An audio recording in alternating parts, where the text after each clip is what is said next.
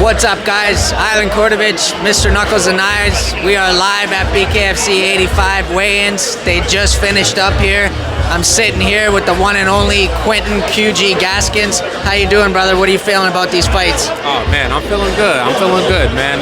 My boy Reber about to get a world title. Let me say the word title perfectly, because my boy is about to win a world title, and honestly, I think it's the timing and the manifestation. I was telling you that I did media. Did you go back? Did you kind of go back into my stuff to see a little bit? So I started in the Bkfc with media. I didn't have intentions on fighting for this promotion, and I did media for Ryan and a couple other fighters the very first time. It wasn't as big. It was a good event, but it wasn't like believable that bare knuckle could be on the same level as boxing in the UFC. Fast forward to now, he's 7-1. We fought on one card together, and I'm only in the Bkfc because of Ryan. And he knows, like, he's one of my dearest, closest friends. I would never. They couldn't pay us. I mean, they might be able to pay us enough money to fight each other, but that's between me and Ryan. But I'm saying that to say that this is like, I'm only here because of him. So like, he's fighting for the title in my weight class. So a lot of people say, oh, well, would you fight him? No, I would never fight Ryan. There's no reason for me to fight Ryan. I wouldn't even want to take money out of mine or his hands in order to fight him. There's too many people to fight. You know, there's too many. So I just feel right now is the time for him to win this title, and we manifested it for the last 2 years, and I'm just excited to be here and supporting my boy. And I got my boy. I almost didn't bring LA. He was sick for the last couple of days. I almost didn't bring him, but he's feeling better now. So yeah, I'm excited to be here, man. Yeah, man, I'm excited too, brother. Super excited for Ryan.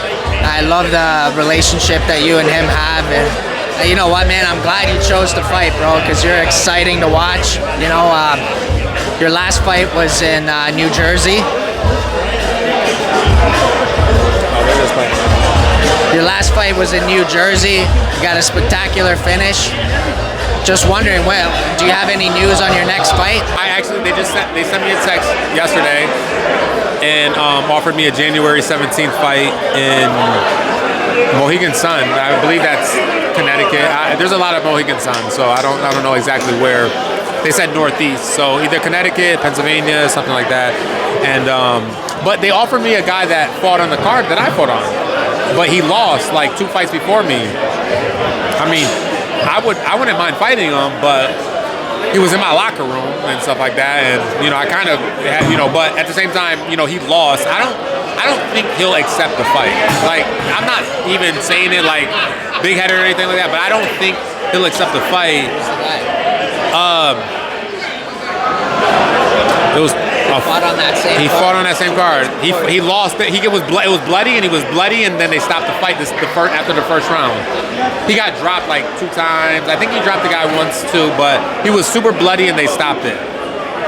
I have the name. You know what? Let me look. I'm gonna actually look. His name is Elijah. Oh, Elijah Harris. Yeah. Oh. Yeah. So we're both from up that way. So, I mean, he has an experience. He might take the fight, but I mean, he lost by first round finish. I won by first round. I don't think it's a great like matchup per se. I want to fight somebody who's winning, someone who like expects to win, someone that's coming in is like, I'm definitely gonna win. Like I really want them just to kind of put the division and the whole system in check, because I mean, this is a system, right?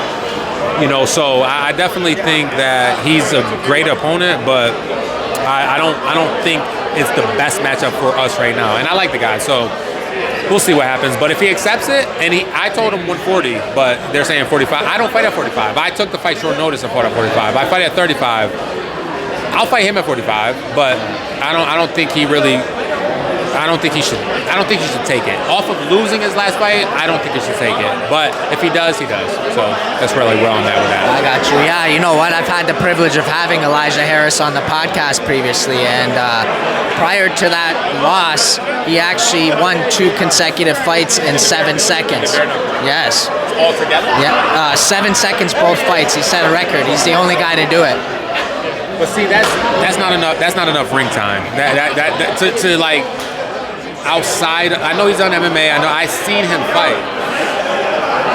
He won't beat me, but it's okay. You know, it will be a good fight. Whatever, however we take it. But I don't.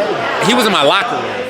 They had us divided. They didn't have every fighter in each locker room. They had us divided. So I feel a connection to him, like, in a different way, where it's like I don't want to even beat him up, to say it in a nice way. But I don't want to fight him. We're spiritual brothers, but if it happens and he accepts it, then it is what it is. But in this game, I know that they're offering us fights all the time, and I almost dropped my drink. I've been offered a lot of opponents, and a lot of them have not accepted. So we'll see what happens. Man, I hope we just get to see you soon, because you are an exciting fighter to watch. You bring the show. You walked out to your own song, God is the Greatest. We're still waiting on that to be released, right? Any news on that? I told myself that I'm going to drop it. I want to drop it in 2026, just to have a whole year of it being new. You know what I'm saying? But I do want to drop it before the year is up at the same time. So what I think I'm going to do is I'm going to promote a few songs. I have a few songs that are worshipping spiritual connections. I have 5 songs that's like that. So I think I'm going to test each song out and see which one I get the most reaction to, and then kind of drop them leading up to the end of the year. And and then go into the next year with multiple songs out, because I really don't have that many songs out. I probably have 4 or 5, 6 songs out, and I want to really utilize the music in a way that, because even as a fighter, I was telling these guys, I'm not fighting enough. A lot of these guys, we're not fighting enough. And don't get me wrong, this is bare knuckle. Injuries do happen more often. Hand injuries, cuts, lacerations. So there's more time to heal, to make sure that they don't re-injure or open up. But for the guys that aren't getting injured and stuff like that, they're allowing the A side to be the hometown person and control who they want to fight.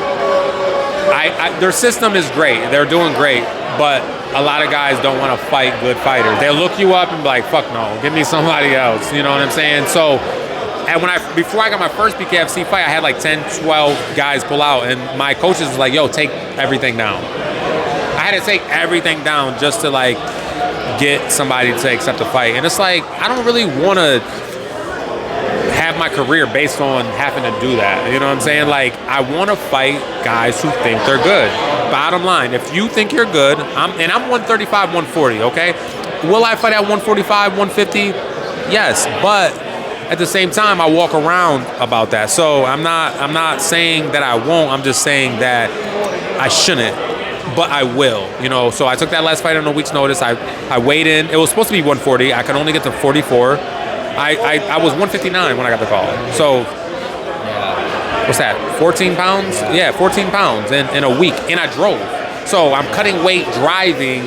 That's a lot. You know what I'm saying? So I feel 35, 40 is really where I should be at, and God is the greatest. We're gonna drop that soon, man. We got to. Absolutely, and we still need that D1 feature, right? I know you've been asking for that. I do. And D1 has been on the road. I've seen him. Have you followed him? Yeah. He's been. Once you brought him up to me, I started listening to his music. It's the message is clearly who he is as an artist, and I think D1. Yes, you're right. I do. I forgot all about that. I need him on the feature because I have so many features from so many people because I put out the challenge. So many people send me stuff, and I'm just I forgot all about it. But that's the one that I need. I do need that feature. I don't want to put out music. I love being collaborative. I want to collaborate with as many artists as I can and build each other up the same way that I do as a coach and a fighter, and I want it to all kind of merge together. So I really don't. I like to put music out to show that I can make a song good on my own, but I don't ever want that. I want it to be a collaborative song. So D1, I need that collab. Shout out to you and your whole. I love everything that you're doing, and hopefully we can get that collab going, baby. I'm at Fusion XL. Like, did you see the Alex Burr? Did you see that? I don't know if you made the connection. The Alex Burr knocking the. Oh yeah! That was at my gym. Yeah, that was at my gym. Wow. So we got one of the best camps. Julian, shout out to Julian Williams bringing me in. He's seen my talent and brought me in, and it's been beautiful. Working with pro fighters. I'm sparring with their top guys. T-Rack is fighting this Saturday. Terrence McKinney. Yeah. He's fighting Saturday on the Marab card. Yeah. He fought on the Ila Tapora card last fight. Yeah. I'm sparring with all these guys. I'm getting them ready. I'm enhancing their boxing IQ. Like, I'm doing everything. I'm wrestling, I'm kicking, I'm punching, but specifically, I'll work with these guys boxing only, and they respect it at a level to where I'm sparring with them, and they feel like I want to learn from this guy. There's no egos involved, and I think as a coach, that's like the most important thing, because there's a lot of guys that are good that's at the gym that don't share their knowledge in a way that is like people want it, because it's like the ego is there. But because I'm a coach and I'll take it like even if I'm laying somebody, it's like I'll slow down, I won't hit them hard, and they're like, thank you. You know, it's like there's no ego involved. So after they'll open up to me like, yo, what should I work on? What should I do? How can I get better at this? And I think all fighters want to do that with every person that they spar with, but sometimes when you're a fighter, it's not as inviting to like talk about that. So shout out to Fusion XL and all them guys really bringing me in, because the brotherhood has been phenomenal. We got UFC, Bkfc, pro boxing, amateur level, combat night, all these guys coming in from all over the world, because Orlando's international. You know, everybody, it's the Airbnbs, the stay, everything is super affordable. So Fusion XL MMA, Orlando, Florida, at the West Oaks Mall. Make sure y'all come in, and I want to bring you in for at least a week. I would love that. I would love that, brother. Absolutely. Honestly, it would be an absolute honor. And I seen that Alex Pereira clip. It was absolutely viral, but I did not know that was at Fusion XL. Yeah, that was. I wasn't there. I was in Tampa that weekend, but I wish I was there. I would have sparred with him for sure, but good thing I didn't.